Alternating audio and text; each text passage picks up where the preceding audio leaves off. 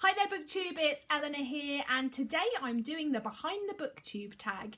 I was tagged by the gorgeous, wonderful, brilliant Jenny King, and the original creator of this tag is Katie from the Book Wanderer, and I'll link both of their videos down below. So this video is just to talk about how you film and your setup, and just to give people a bit of an idea. I haven't got the most professional of setups, and it does the job for me, and it is what I want, but I'll tell you about it anyway. So the first question is, what camera do you use? I use my iPad. I have an iPad Air and I use that, and I use it on a stand that my husband bought me to watch things on. We don't have a TV in our bedroom, so if I ever wanted to watch something in the bedroom, it meant I didn't have to hold it. I suffer with problems with my neck and my back, mainly from reading and from the sort of position that I sit in when I'm reading, and over time it freezes my back and I get a trapped nerve, which means that I'm sort of semi-paralysed for a few days. So we're trying to sort of combat that, and he bought me this wonderful stand and it's been brilliant. But I tend to use it mainly for making my videos. So I'm going to try and insert a clip here of what it looks like. Hi everyone. So this is my setup. That's my iPad, and I've got it on a stand, and my lighting comes from these huge windows in this room.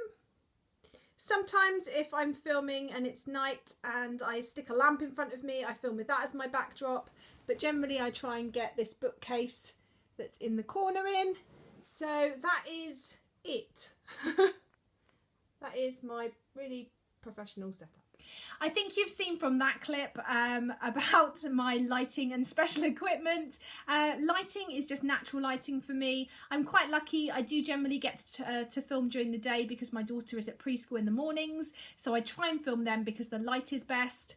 I did occasionally use a big stand lamp, which you can kind of see the pole for here, but it has broken and so I'm not using that now. But other than natural light and the lights that are on the ceiling, you can see one here reflected in the mirror, that's all the lighting that I use. The next question is if it is scripted or spontaneous. I don't script my videos. What I do is for my weekly wrap-ups, I make notes after I've read every book. I make a note of the rating, and I also have a little book that I write my thoughts into, and I just read through those before I start the video so that I have an idea of what my thoughts were in case I can't quite remember. And so I do find that comes in helpful, but I've never ever scripted a video where I've read from a script at all. I just find that very unnatural for me, and I just like to chat, and I don't mind if I make mistakes. You know, I don't want it to be really slick and really professional, because that's not what Booktube is for me. It's a hobby, it's something fun. I want you to see the real me, and I don't want you to see a fake me that's just chatting from a script. And also I tend to like to waffle, so I can waffle, and then I can edit the bits out, so I don't really need to script. You know, obviously if I'm doing like a shout out video or things like that, I obviously write down the people that I'm going to shout out and I make notes, but yeah, never a script. Next question is, how many takes do you do when you're filming? I just sit here and chat and do the whole thing, even if I sat here for ages like this reading something and then came back to you, because I can always edit that out afterwards. So I just do one continuous take and then just edit when I need to. The next question is about music. I've made a conscious decision in general not to use music. I do find it difficult to watch other people's videos that have music unless it's really, really quiet. I really struggle with background noise, so when I'm reading I can't have music on because I just end up listening to the lyrics. I can't have the TV on because I just end up watching the TV. I really even struggle having my husband in the same room if he's loud breathing or giggling or making a lot of noise. I really like to be silent and to really immerse myself, and so I find the same when I'm watching people's videos. I find it really difficult if there's music underneath to concentrate on what they're saying, so I choose personally for myself as well not to put it underneath. That's not to say that that's the right thing to do, and the couple of times that I have put it under things, it's just been from the freebie thing on iMovie. which is what I use for my editing because it's free and it's the only one that I can work out how to use, and I use it on my iPad, so there is a lot of things that it can't do. If I ever have to put in pictures, I have to film that on my husband's camera and then use his iMac and use iMovie on there, because that lets you put it in, whereas the iPad doesn't let you do that. So that's why I tend to try to take photos and put them on my iPhone so that I can show you the front covers, because it saves me having to faff about for ages with his Mac. The next is any sort of tips, tricks and hacks. For me, I have found the best way is to have, I have my weekly wrap up every week, and I do that without fail most of the time. I think I've missed it once or twice, and that is my only scheduled thing. I schedule that because I like to wrap up weekly, because I read a lot, and I think if I tried to wrap up all the books I read at the end of every month in a big long review video, it would just be terrible. So although I do a monthly wrap up, that tends to just be a recap of all the books I've read and the ratings, whereas every week I do a proper review on all of the books that I've read, or at least, you know, a mini review on the books that I've read that week. And I do that without fail, and because I do that regularly, I know the format, I know what I'm doing, and I can make those videos a lot quicker, and I plan in the week. You know, I write down and make sure I make notes so that I'm ready for that. I think, you know, my main thing is, unless you're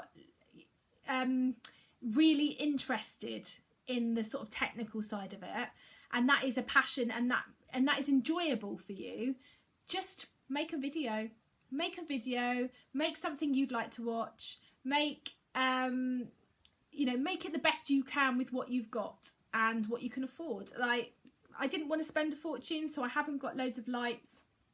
I managed to film during the day. I think if I couldn't film during the day, then, you know, if I was at full-time work like a lot of people on Booktube, I would have to get some soft boxes or some cheap lights of some sort. But I'm really lucky, I can film during the day, so that's what I try and do. And I just try and get a good position, try and get the best lighting I can get, and I edit as best I can. And yeah, that is just, there's no major tips and tricks from me. Just enjoy yourself, and I think if you enjoy yourself, it comes across to other people. In terms of how I make my thumbnails, I literally just take a photo of myself like this, and with some books or whatever, and I just pick it and shovel it in. I haven't quite got round to adding the text and stuff to it. That might be something that I look at doing next year, just to make them a little bit more interesting. But for the moment, that works for me, and it's really simple and quick to do. And the final question is, what makes a good video for you from a production standpoint? I really like videos that have a few breaks in them or a few noises. I do like things where there's pictures. I really hate it when I haven't got the book to show people or to hold up, because I think that visual aid is really good. So especially from Booktube, I like it when there's visual aids. Yeah, that is the main thing for me. I think if I like somebody's personality, I'll watch their video if it's 2 minutes or 20 minutes long. So from a production standpoint, I'm not so fussy. I like things to be in focus. I do struggle if they're not in focus, and I don't like really loud music. And Jenny said in her video, and she said it really well, if you put music under your video, if it sounds okay to you, take it down even a bit further, because it can come out really loud. And there's been some recently that I've really struggled with, and they're booktubers that I really like, but I just can't bring myself to watch the videos. I start and then I just find it's too much all in one go. And for me, I tend to watch my booktube videos in the evening more, where I'm relaxing, and I just want it in a really calm atmosphere. And yeah, so I don't like any distractions. Anyway, that is my behind the booktube. I'm sorry it's not very interesting, because I'm quite a basic production booktuber, but that is my video. So for this, I'm going to tag anybody that I've shouted out in my weekly wrap-up videos. So if you were my booktuber shout out for the week, consider yourself tagged, and I look forward to seeing more videos like this. And thank you to Jenny for tagging me, and for Katie for creating this wonderful tag. Anyway, I look forward to speaking to you soon. Bye for now, booktube.